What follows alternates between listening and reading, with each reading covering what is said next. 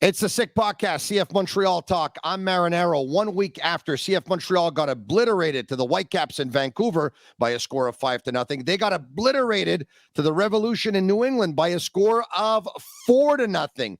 Nothing is going right here. The only good news, I think, is that it could have been worse than 4-0. Who's to blame? Is it about time somebody speaks up? What's going on? We try and break it all down. Filosa and DeFalco join me. They're coming up. Turn up your volume. Because you're about to listen to The Sick Podcast. CF Montreal Talk. Here's the chance. They've got the goal. Absolutely incredible. Cameron Porter delivers the goal to send Montreal Impact into the CONCACAF Champions League semi-final. The sickest CF Montreal podcast. It's gonna be sick. Hello, gentlemen. I guess we shouldn't really be surprised. It's very hard to go from absolutely terrible to great. CF Montreal were absolutely terrible 1 week ago, and they were absolutely terrible on Saturday night. Guys, let's get right to it right away. I'd like to bring up the starting lineup if we can. Coach Losada told us that there would be a player that would be playing left back that isn't normally used to playing that position, and it was Iliadis who was playing left back slash left wing back, Herrera who was playing right back slash right wing back, and three center backs, Miller, Corbo, and Waterman. As CDMs, it was Wanyama and Saliba, and Chouanier playing as a 10 in behind Kyoto and Ofer. Guys, the chart on your right-hand side is that at halftime, there were three substitutions that were made. Ibrahim in, Kyoto, nursing an injury, out. Rea in, Saliba out. Zach Brogiard in, Corbo out. And that's the way they lined up with Chouanier as a CDM next to Wanyama. Rea playing in behind Ofer and Ibrahim. Guys, 1 minute in, there was a chance. Iliadis for Kyoto. And guys, I've watched this over and over and over again. If that's a bang-bang play, which is what it has to be, Kyoto has to one-time that. He doesn't have to. Yeah. The second it comes to him, bang, and it could be 1-0 Montreal. Instead, he takes one touch, he takes two touches, then all of a sudden, he's blocked. He tries to go around the player, gets around the player, but the player is kind of close to him, gets a shot away, which is not a great shot. A stop is made. Guys, it could have been 1-0 for CF Montreal early on, but that's the only. It's the only. I know. And seriously, and they would have lost 4-1. Maybe the Kyoto of 2022 scores that goal, and and then it went south. It was the only real chance that Montreal had in the whole game, guys. 48 seconds in, I think. Yeah. That's what I saw. Well, listen, I thought they actually pressed a little bit higher this week. They were able to get the ball upfield a little bit more. But, Kyoto, for me, is the last guy to blame since the beginning of this season. The balls simply don't get to him. I trust his instinct. If he decided to play it like that, it's because he thought he had a best chance to score by keeping the ball and trying to deke some guys, whatever it is. But listen, the opportunities are few and far between. That's not where we have to point the finger. And you know what? Like I just said, even if Montreal scores there, so what? New England has 89 more minutes to do exactly what they did. Yeah. Guys, you have to look at the ensemble of the game. Not just one opportunity. No, you're right. And that's what we're going to do. Jeremy, give me a chance here. We're 30 seconds into the show. But here's the deal, okay, guys, is that we're going to break down all the goals. There's terrible defending. Mm-hmm. There's terrible focus. There's terrible effort or lack thereof. So anyway, at the 6-minute mark, a ball goes off of Miller and hits the post on a cross. At the 21-minute mark, listen to this. This is the opening goal of the game, okay? It's a corner kick for New England. Yep. Gustavo Bo is taking the corner, okay? You tell your players in training that when a corner is taken, if a player is going to approach the player at the corner, they're going to go short. So right away, you need somebody on that player right away, all right? Gustavo Bo passes the ball to Gill. This is obviously a set play, okay? Yes. He passes the ball to Gill. Saliba is just he's supposed to be on Gill. He just give way too much space. His reaction time reacting to the short corner, it's very slow. Then Gill passes the ball to Gustavo Bo. On Gustavo Bo, you see that Herrera is too far from Gustavo Bo, gives him too much time and space. Gustavo Bo passes the ball to Barrero. The closest guy to Barrero is Kyoto, but he gives him too much time and space. Barrero could have taken 3 more seconds and actually taken that shot away from outside the box, which curls into the top of the far corner, and they go up by a score of 1-0. So there's a lack of focus. There's a lack of concentration. Yep. There's just terrible defending. It all happened on that one goal. We said last week that New England has too many good players on their roster. Gill, also Bo, and Borrero, that kid from Colombia, 23 years old. I mean, have you seen this guy? He's Tajon Buchanan 2.0. He looks like him, same hairstyle, and what a shot. But you give him time and space, it's going to hurt you. But where was that defender? Maybe man-to-man, you got to check those guys. And then 1-0, and it was over. We knew it was over 1-0. You know, you're asking Saliba to go cover Carlos Gil, near the corner post. I'm sorry, but it's a little bit too much to ask for the kid, And you know what? I look at this game. Jeremy, it's not. All he had to. What do you mean? I mean, we didn't ask him to go to dribble by Carlos Gil, to dribble by Gustavo Bo, to dig 3 guys and score a goal. Is just his assignment is when the corner is short, he's got to be there. That's all. Okay. Whether or not Carlos Gil goes around him like he's not even there, that's another story. He didn't do that. You know what? I'll tell you one thing. I'll take that bet if I'm New England every day of the week and twice on Sunday, that it's going to turn up well. You understand what I'm saying? Yeah. So, guys, we pointed Jeremy, the fingers. I think I could speak for all of us. We don't want to harp on Nathan Saliba. No. If you watch the game, I mean, on various occasions, he passed the ball where there was nobody. That has a lot to do with the chemistry or lack thereof and all that stuff. And of course, but it's too much too soon, guys. It's too much too soon. Tony, guys, I think Jeremy, that was the the title. That was the title of one of our first podcasts at the beginning of the season. Too much too soon for the young players. But I hate to break it to you. You ready for this? Yeah. Olivier Renard thinks that Nathan Saliba is the next one after Ismail Kone. That's what he thinks, guys. He doesn't have to tell me. You can tell. You can tell in game 1 when the coach said that my 10s are Rhea and Hamdi and Nathan Saliba starting at 10. And then Saliba tells you he's not at 10. And he played another game at 10 after that.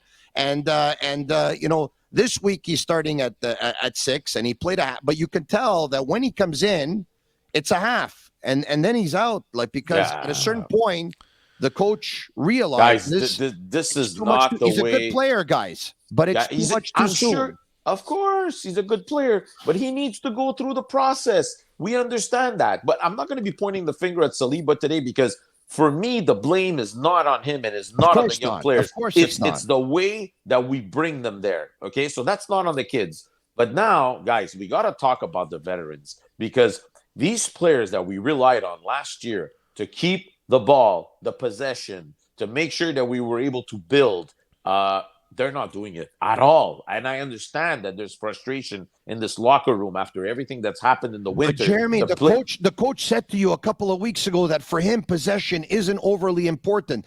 Yep. They didn't have the ball 59% of the time. I hate to break it to Coach Losada. I'm sure he knows this, having gone through all his licenses. But when you have the ball, the other team can't score. So I beg to differ. Possession is important. Now, if you're going to have the ball and you're never going to go forward, but you're still at least not going to concede. They never. Why don't you sit back, play a conservative 4-2-3-1? You're gonna get destroyed if you still playing that 3-4-3. You're gonna get exposed. Too much time and space, and the veterans, like Jeremy says, they don't want to play that style, that verticality style, guys. As soon as you got the ball, you're trying to score a goal. They want to at least rest a couple of times. Those players, they looked burnt after 35, 45 minutes. Have you seen Victor Wanyama on the last goal? No, hold on a second. I Hold know, on a I know. second. It's too.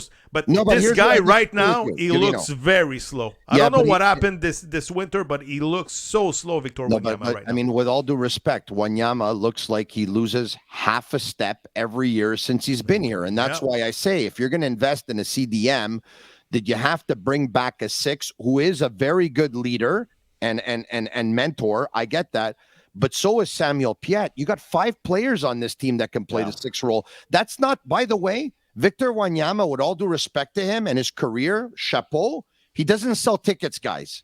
He doesn't. No, sell we know tickets. So that. if you're going to We get a know that. We DP, know that. Listen, you sign a 10. If you're not going to sign a 10, you sign a 9. I mean, what that's what you do in this league. what we saw from Victor Wanyama over the last couple of years is if he plays games consecutively, he gets worse and worse and worse. The guy needs a break. He can't play every single game. But my point is, guys, did you see Cabal Miller play?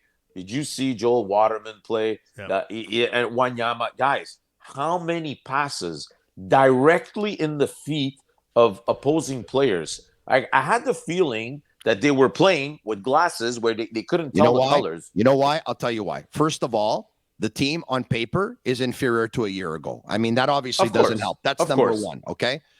Number 2, guys, the veterans, there's something that's bugging them. Absolutely. And we're gonna get to Kai Kamara in just a minute here, okay? There's something that's bugging them badly. You can tell because they're not giving that 10% more, okay? No. And number 3, when you played Wilfred Nancy's ball possession style last year, it was a style that was more conducive to players who are slower, like Miller, like Waterman, like Wanyama. And it requires less running for them, so less getting tired out, because getting tired out leads to mistakes.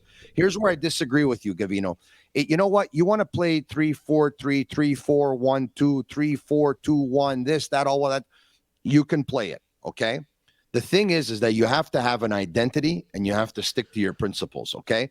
Right now, we're 6 games in. They've won 1. They've lost 5. I don't know what the identity of this team is. We know it's not a ball possession team anymore, but are they a low block team? Are they defend and counter team? Or what time? We don't know what. Right now, they're nothing. Right now, they're nothing. Right now, we still don't know who's going to play on number 10 week in, week out. We don't know. At 4-2-3-1, at least it gives you the availability that you're not gonna get destroyed, because you're gonna have 5 midfielders that they're gonna close space, and you're gonna hope for that magical free kick or corner that's gonna give you the lead. So that's what I see. Okay, so now going forward, before we get to general opinions and comments here, why don't we just go through the next 3 goals? We'll break it down, and then boom, we'll jump into it. All right. 45th minute.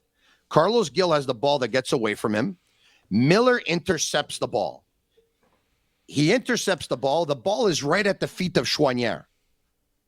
Choinière and Wanyama are close to each other. Wanyama runs in front of Choinière. Choinière ends up losing the ball.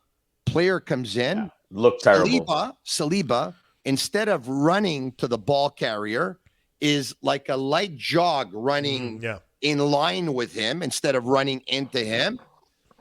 Shot in the box off of Corbo's hand. They go to VAR. It's a penalty. Carlos Gil takes a shot. Boom, chip in the center of the net. The score's 2-0. You go to halftime. You make the substitutions that you make. You come into the second half, 50th minute mark. A long ball to Wood. A long ball. Yeah. Guys, Waterman is on him. Gets in front of Wood. Wood nudges him from the back. Very smart. Waterman loses balance. He's off balance. He puts his foot up in the air, touches his foot. The ball goes behind him. It ends up going back to Wood, who's on a 1v1 with Miller. He cuts to the inside. He cuts to the, he takes the ball and he actually takes it to the outside. Takes a shot. 3-0 for New England. 86-minute mark.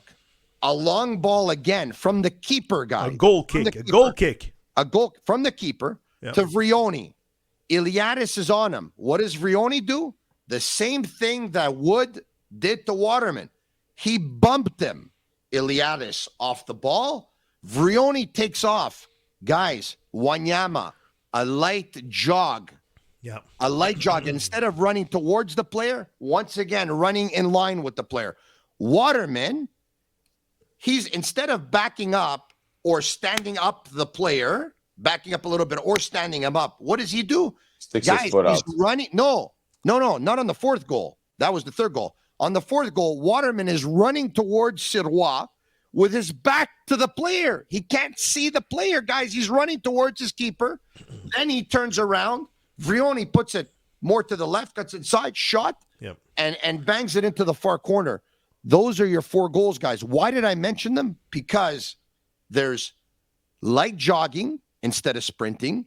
There's running in line with the player instead of running at the player and removing him from the ball. There's players getting nudged off the ball, bumped off the ball, losing battles. Guys, that's will and determination, guys. That's fight. We can blame Losada if we want, but Waterman getting bumped there and Iliadis getting bumped, and I'm sure Losada doesn't tell Saliba or Wanyama to jog lightly next to the player instead of going into the player. I would hope. Yeah. Guys, second effort, they gave up. Montreal gave up after the second goal. They knew that this game was over, but you said it, Tony. The third and the fourth goal, they was so horrible. So, guys, no construction at all, and you give up 2 goals like this.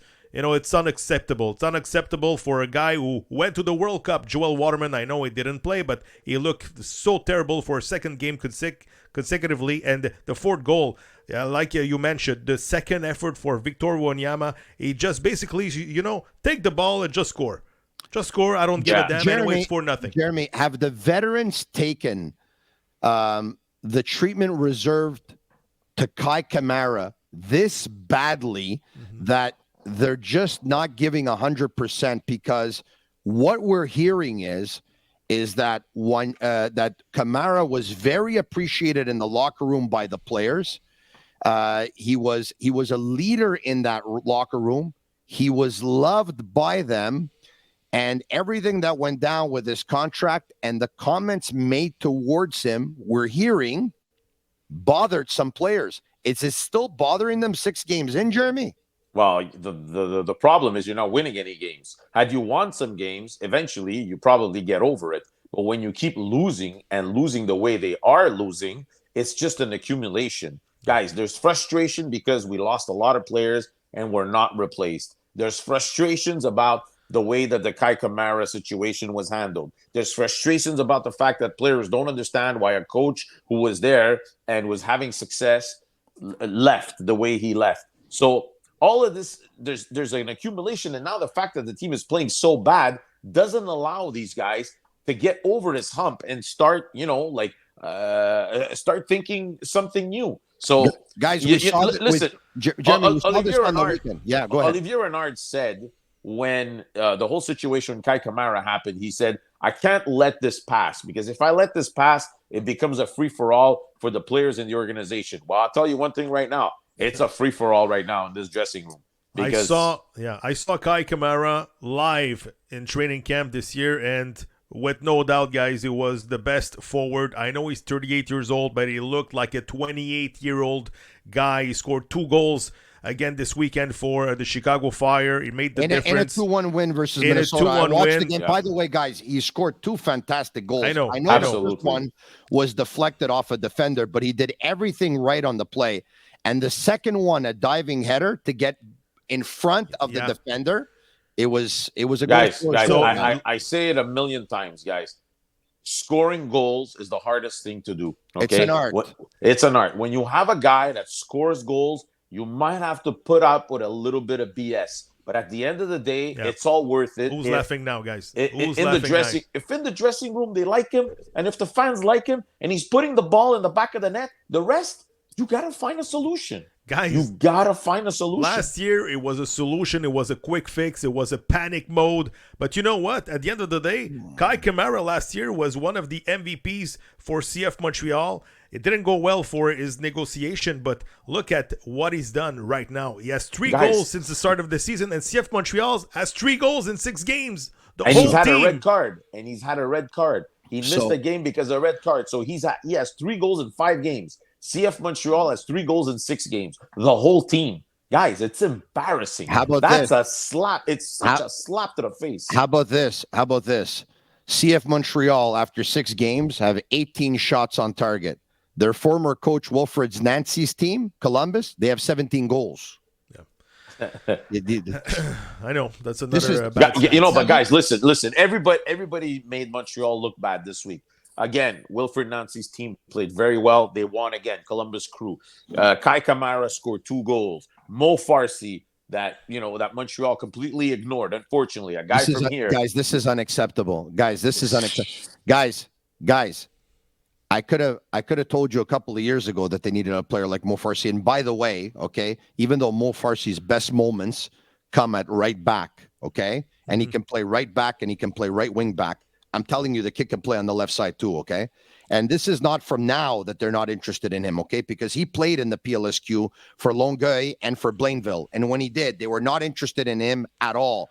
This kid's wonderful, guys. Guys, this kid is wonderful, okay? Yeah. And by the way, I have to say, okay, chapeau to his agent, all right? That Nick Martineau, he stuck to his guns. Because what they did, they were in CPL. He was the best fullback in CPL for a couple of seasons, and instead of keeping him there, they brought him to Columbus Crew MLS Next Pro. And a lot of people were scratching their heads saying, "Why the hell would you go from CPL to MLS Next Pro?" Nowadays, now 1.5 years later, 2 years later, now it's custom. Now everyone will go from CPL to MLS Next Pro because it's proven that the pathway to the MLS, there's a lot more possibility, all right? You go from the CPL to the MLS. Joel Waterman did that. Not too many players can do that. Now, you talked about frustration before, okay? Frustration with the players, frustration with the veterans, frustration vis-a-vis this, vis-a-vis that. The fans are absolutely livid. If you read their comments on CF Montreal's Twitter handle or their Instagram following the last 2 losses, no one is spared, guys. Nobody, all right? Joey Saputo, you don't put money in your pocket. Joey Saputo, sell the team. Olivier Renard, out. Losada, out. The players, this. Nobody's spared, okay? If Tactic is still the mascot or not, he's probably not even spared, not even him, okay?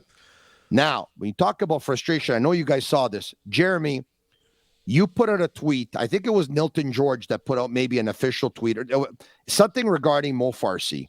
Yeah. You responded, okay? And you basically said something to the effect of, if CF Montreal wants to sway a player going forward and that player has to choose between MLS Next Pro and being paid or playing for CF Montreal's reserve team in the PLSQ and not being paid, well, I'm sorry, they're going to take the MLS Next Pro route, correct? Okay. Absolutely. To that, a father of one of the players on the reserve team tweeted out to you and to Nilton exactly how do you want to keep a group of young players motivated that train 5 days a week, who play in the PLSQ, are not paid? For sure, young talents will not be attracted to CF Montreal. And then and this is Tony, listen, I'm gonna say this, okay? Over the last year and a half, okay, do you know how many parents of players that play on this reserve team have reached out to me? Monsieur Filosa, s'il vous plaît, faites quelque chose pour nos jeunes. Monsieur Filosa, est-ce que vous savez, do you know what's going on with this reserve team? This, that, and the other. A million stories, okay? And unfortunately, I'm just one person, and I can't cover everything because at my job at 98.5, I also have to cover the Canadians and the Alouettes and the boxing. What are their complaints, though, Jeremy? Say it. What are their complaints? The complaints are, especially, towards the end of COVID, they didn't have access to doctors or trainers the way they should have. A lot of times they were left to themselves. No answers from these the organizations. Players obviously not being paid. Playing in the PLSQ where they can't really follow the team, what's going on, this and that. No information on social media. Can I ask you something? Certain players playing too much that probably shouldn't be playing. By the way, the reserve team this weekend went to play against Ottawa of the PLSQ. The game ended 6 No. to 1. Ottawa's not at the PLSQ. Ottawa's Athletic. Sorry, CPL. CPL. Sorry, the game ended 6-1, guys. 6-1. Yeah. It was not even close. They scored a goal Nice. They scored a goal in the final minute on a penalty kick to break the shutout. By the way, Come on, guys, come on. This is not serious. I saw a couple of games. I saw a couple of games on MLS Apple TV from the MLS Next Pro this weekend, and guys, it's a very, very good caliber. I'm telling you right now. It's unfortunately, but Montreal is the only team without the team in the MLS Next Pro. I'm sorry, but now Montreal. When parents said that some players are playing too much, basically, let me ask you this. Are they saying, quote unquote, preferential treatment for some? Yes. Yeah. And a lot of them came back to me with this, with unfortunately no answers, or they have their own philosophies about why certain players are playing and certain players are not. But, they don't know for sure. But guys, it's fishy. The whole thing is fishy. And I don't understand. Again, I repeat myself, but if your prerogative is to be a development team, okay, you are got to make sure that you are the best at what you do in the MLS, and you take every single opportunity and possibility and tool that you need to be the best at developing young players. And right now, we are far, far, far away from that. They don't want to inject money in that budget. Look, teams that don't even have any plans specifically on developing young players have more facilities and have more tools to work with than CF Montreal, who make it their bread and butter. All right. Okay. So look, let's go back to the main team if we can here. Look, we're going to be very transparent with everyone watching, and you can watch us, of course, via our YouTube channel. Subscribe to it. It's absolutely for free. Follow us on Twitter at SickPodCFMTL. We are, we don't work for the team. And when you're in the media, you're no longer fans of the team. But when when you cover a team that represents the city in which you live, you obviously want to see it do well. Mm-hmm. We're discouraged. We almost feel like we want more than many other people, and we're taking a look at the ambition or lack thereof. It's very, very discouraging. Jeremy, you think we're at a crucial point here? Yes, this is the worst, in terms of what I'm seeing on the field. This is the worst I've seen since I started covering this team. Saturday night was disgusting. I'm sorry to say, that's what it was. And right now, something's got to give, guys. So, in a normal sports franchise, when you have results like this team has had over the 6 first weeks of the season, something happens. Somebody gets fired. That's not what I'm asking, okay? I'm not asking you, because on the list of responsible people and reasons why this team is doing well, right now, I don't have Lozada up there. Guys, you understand what I'm saying? At the same time, guys, I don't want to fire Lozada. Guys, I don't want to fire. I know a lot of people, they ask for Lozada getting fired after the game, after 1-5 record, but I don't think it's going to happen. First of all, it doesn't have I wouldn't bet all on the that. players. I don't think it's going to. I wouldn't. I'm not so. It's so going to sure, look guys. bad. It's going to look bad if he gets fired after 6 games. Even Pep Guardiola would have maybe a 3-3 record or 2-4 record, but I don't believe that. So let me ask you this. If he keeps him there, if they keep him there, and they lose the next 3-4 games, and they play like this, and they give this goals, how bad does it look on the management team? You know what happens after? All the onus is on the management team. Gavino, I have news for you. Okay, pro sports. You want to know the way it works? Okay, is that the coach, the manager, the GM, the sporting director, the assistant, this and that, everyone's all chummy. Okay, until you start losing. And there's all kinds of heat around the corner. Then there's a lot of finger pointing. Then the media are talking about who dropped the ball here. And you know what?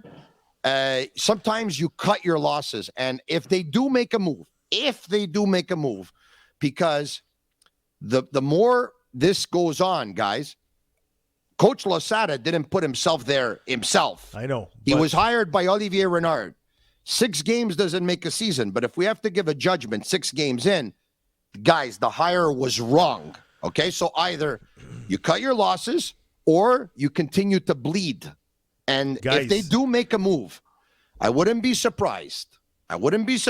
If they make a move, if they approach Mauro Biello, because you know what happens, what you have to do in a losing season is you approach the guy from here who's a legend in the club, and that can buy you some time and some sympathy. Mauro Biello, if they believe and they stick with development, they're gonna stick with Losada. Anyways, guys, a 1-5 record. I don't think it's basically over because there's still 29 games left. But Losada said after the game, guys, we gotta be better in all department. And he said basically en français, on est mauvais. We're bad, we suck. So that's putting pressure on the management team. We have to add some players right now because right now I cannot work under these circumstances. I don't know if players have an issue with the coach. I don't think it's necessarily the case. I think they have an issue with the way everything happened and ending up with the hire of Losada. Yes. But these players have a responsibility, guys. I'm sorry. If Wilfred Nancy was coaching this team and these players were playing the way they're playing right now, he wouldn't be able to do much. But they wouldn't play this way because they'd be playing a ball possession style one.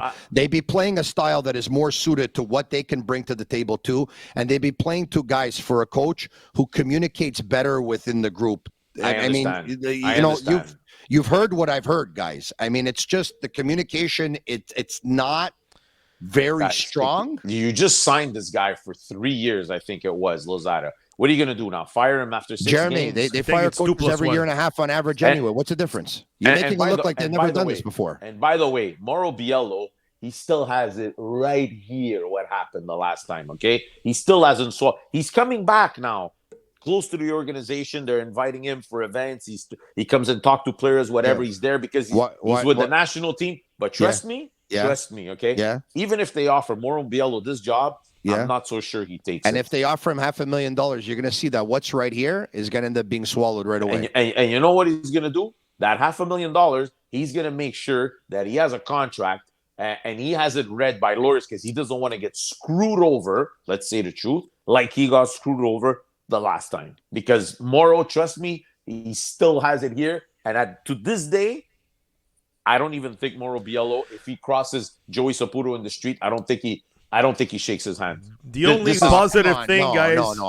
No. Tony, I'm telling you, if he sees Joey Saputo across the street, he might go, but he's gonna go with the nerves in his neck. Trust me, he's well where he is. He's good where he is. He's very good, and for sure he wants to take part in the World Cup in 3 years from now. But at the same time, he's gonna come back for what?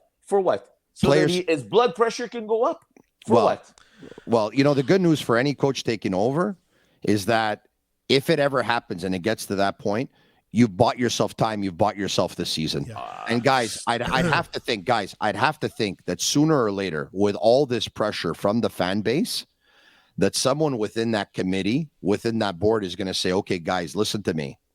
This is not good publicity here. This is not good press, because the more it continues like this with the status quo and that they're not going to bring in quality players and they're not going to enhance their lineup, you know what everyone's saying.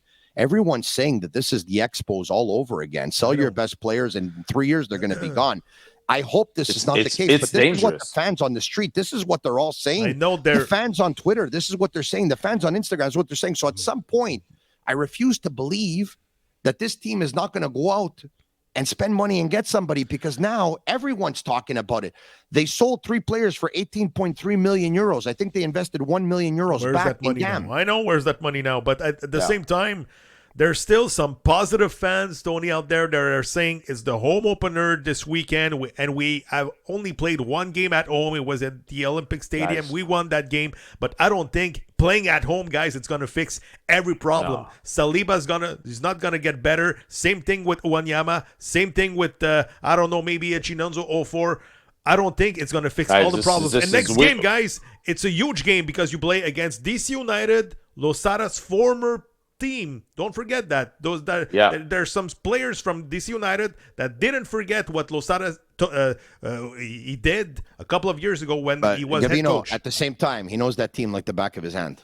Yeah, I understand, but Tony, right? he doesn't have the pieces to listen. I'm not saying they're going to lose next Jeremy, week. They didn't have the pieces to beat Philadelphia too. They won. No, I mean, this is first of all, but it's a homer league. It's a homer league, okay? But listen, I agree with you. They're not good enough. I told you guys that before the season started. Guys, they're not making the playoffs. Remember, I told they're not good enough. I knew they weren't good enough. And here's something. I think we've been talking about it. We can put the cards on the table. They underestimated the importance of what Wilfred Nancy brought to this team. It was underestimated. Okay. I said before, and I'll say it again, and I still believe that the owner has the keys to the house. And if the owner wants to go into the locker room, he's allowed because the house belongs to him. I said that before. He's I'm allowed. going to say it. And what Nancy happened, is allowed to say, ciao. Yes. What happened in that room after, I don't know. I wasn't there. There aren't too many people who were there. How bad it got. It must have got really bad, but I wasn't there. That I can't comment on. That the owner has the keys to the house. He can go to the locker room. Yes. Having said that, guys, they believed that the players were their players. The philosophy was their philosophy. Wilfred leaves. Another coach comes in. And you know what? We won't be able to do what we did in the regular season, but we're probably going to end up going further in the playoffs. There's no way that they believed they would be the worst team in the MLS. They're the worst team in the. Did you hear the commentators on Apple TV on the weekend? I forget they were their making names. fun. I know. Yeah, they were saying laughing there's no easy games in this league unless you play Montreal, of course, who has scored 3 goals and conceded 16. 16. They're absolutely pathetic. They're minus 13 after 5 what the games. commentators were saying from Apple TV. I know. Yeah. But Tony, I mean, I don't understand how you can lose the 5 players that you lost, that you can lose your head coach, that you can insert 8 rookies and think that you're going to be competitive. How? In what world? And to think that they're going to come home now to Saputo Stadium and all of a sudden everything's going to start clicking on the field. This is like fairy tales. Forget about that. I'm going to ask you a question. Is it fair to fire a coach when half of your roster is on the disabled list? I know maybe he's responsible for that DL, but it doesn't look good for the management too. You got to give a couple of chances to Losada to make it better. Gavino, I know. The injuries. Is it his fault? They dropped the ball. Okay. The staff, the fitness team, the strength, all of them. Okay. Recuperation, regeneration. I don't have their workload here in front of me, but you can tell, guys. Kyoto had that I don't know if they call it kinetic tape or whatever they call it. Okay. Yeah. Okay. He had that taping up his hamstring, guys, for how many games now? Okay. You can tell that he was laboring. Okay. On the weekend, he went down, he got up. You can tell for whatever reason, he stayed back in the game. Now, maybe he came out injured, maybe he didn't come out injured. Yeah. But there's so many guys that are A, getting injured, and B, playing through injuries. Tony, in this league, okay, the team that has it the toughest in terms of keeping their players fit and healthy is Montreal. We all agree with that. With everything that they got to go through at the beginning of the season, everybody says it. It's complicated and it's going to lead to injuries, okay? So now, who do you have?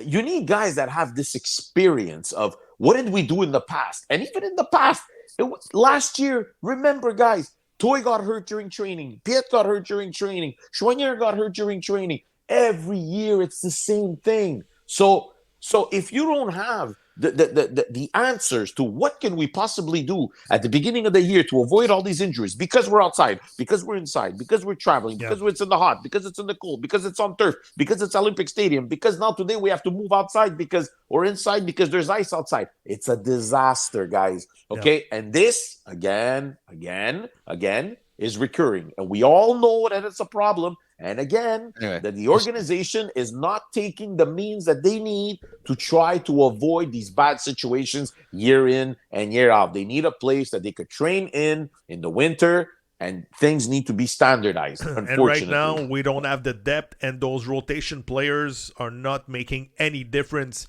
I don't know, just want to add something. Where was Mason Toy this weekend? You know, he was hurt. He was training all week, and then suddenly we know after he got hurt before on Friday. The game he got hurt at practice to his knee on Friday.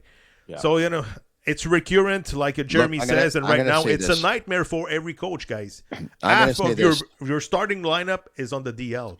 What do you want to do? If they don't win on Saturday at the Stade Saputo opener, and the scoreline ends up being what it was last weekend in New England, Losada's gone, guys. Guys, I've been covering this team for 20 years. Tony. Tony, For who? Doesn't matter for who. Laurent Okay. Simon. No, they won't put him. But guys, I don't, because if I don't want no one to lose their job here, guys. Okay, I really don't, and I understand he's in a tough spot. Really, I get Losada's in a tough spot. But what happens is, if you don't do anything, your message to the fans comes across as nobody cares. It's like it doesn't matter. Tony. Yeah, I think if they lose against Von Azzurri on the 18th, I think a club from League One. They're going to beat Von Azzurri. Come on. I'm Let's not be honest that here. sure. The way they play right now, they're too much exposed. Guys, if they lose to Von Azzurri, put the key in the Now door. he's gone. He's gone. No, But no, like you said, guys. Tony, if they lose 3-4-0 and they get destroyed against DC United, it's going to be the first game for the new coach, and he's going to probably win against Von Azzurri. So everybody is going to look good. I know what guys. Of course they're going to beat Von Azzurri. Come on. Listen, to fire the coach again, okay? Look back at when we started in the MLS, the number of coaches that we fired, and the technical director's no good, and the coach is no good, and the players are no. Guys, there's one constant. There's only one constant. And all these problems that we're living right now, and we've lived from day one, there's only one person. And if that person gets replaced, then there's hope. The rest, do whatever you want. You change whoever you want. It's a mishmash, and we're always going to be at the same place. This organization does not have the tools to be able to compete on a consistent basis in the MLS, and there's only one person who can fix that. That's it. That's all. And we all know who it is. On that note, you can follow us on YouTube, subscribe to our YouTube channel, and check us out on Twitter at SickPod, CFMTL. I'm Marinaro, Filosa, and DeFalco. We'll be back in a couple of days. We'll take a look at what's going to go on at training this week. And maybe, Jeremy, you can get some of the answers because there's a gala on Tuesday night. I don't know who's going to be talking, though. I have no idea who's going to be there. Well, I have a feeling you're going to be there. I'll take a chance. We'll talk in a couple of days. Ciao for now. Okay, ciao. And that's a wrap. Hope you don't miss us too much until next time. Follow the Sick Podcast, CF Montreal Talk on YouTube, Instagram, Facebook, Google Play, and Apple Podcasts.